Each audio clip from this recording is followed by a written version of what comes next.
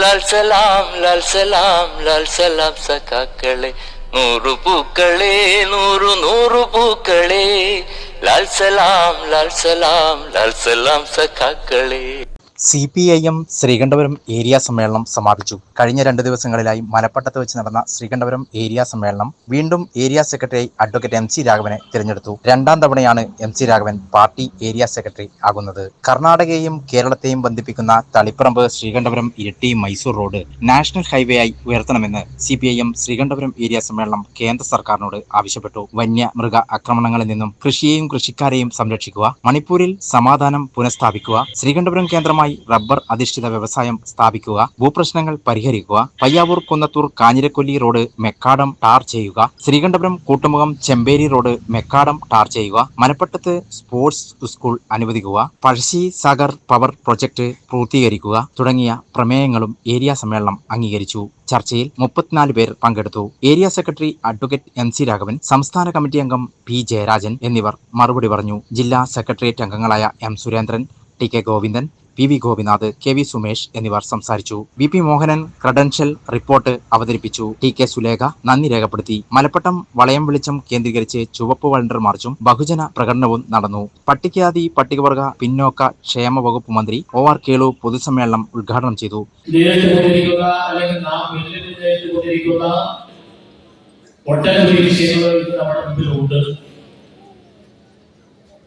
അതിൽ ഏറ്റവും പ്രധാനപ്പെട്ട വിഷയം എന്ന് പറയുന്നത് നമ്മുടെ രാജ്യത്തിന്റെ ഭരണഘടനാ സംവിധാനം തന്നെയാണ്.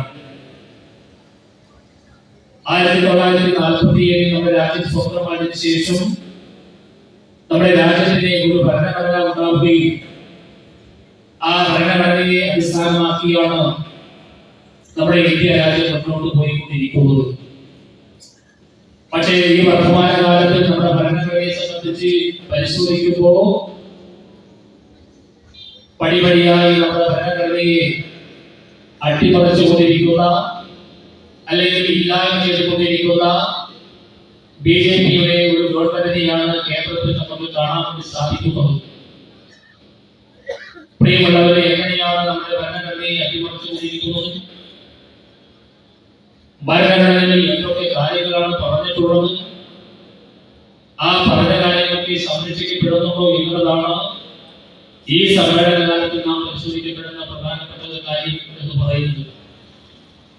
ആ ഭരണഘടനയിൽ ഏറ്റവും പ്രധാനമായി പറഞ്ഞിരിക്കുന്ന ഒരു കാര്യം എന്ന് പറയുന്നത് നമ്മുടെ രാജ്യത്തിന്റെ മതേതര സ്വഭാവമാണ്.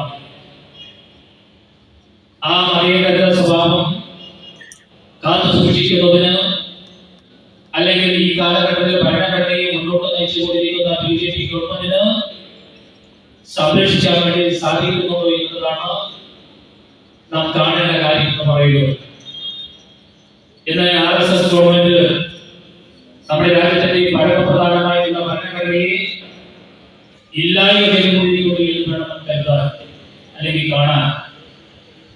അതിൽ പ്രധാനമായിട്ട് ഞാൻ നേരത്തെ സൂചിപ്പിച്ച പോലെ നമ്മുടെ മതേതരത്വം പൂർണ്ണമായി തകർന്നിരിക്കുന്നു. ഇവിടെ ഹിന്ദു വേറെയാണ്, മുസ്ലിം വേറെയാണ്, ക്രിസ്ത്യന്മാർ വേറെയാണ്, അടിസ്ഥാനവർഗം വേറെയാണ്.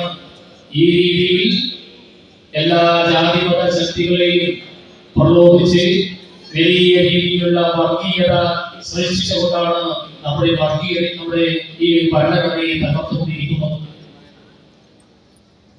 അതോടുകൂടി നമ്മുടെ മതേതര സ്വഭാവം കൂടെ നഷ്ടപ്പെടുന്നു. രണ്ടാമത്തെ കാര്യം എന്ന് പറയുന്നത് ഭരണഘടനയിൽ അധിഷ്ഠിതമായിട്ടുള്ളത് നമ്മുടെ രാജ്യത്തിന്റെ ജനാധിപത്യമാണ്. പ്രത്യേകിച്ച് ജനാധിപത്യ സംവിധാനത്തിൽ തിരഞ്ഞെടുക്കപ്പെടുന്ന ഭരണകൂടമാണ് നമ്മുടെ രാജ്യത്തിന്റെ ഭരണകൂടം എന്ന് പറയുന്നത്. ആ സംവിധാനങ്ങൾ പരിശോധിക്കുമ്പോൾ ഈ രാജ്യത്ത് ജനാധിപത്യ സംവിധാനം ഉണ്ടോ?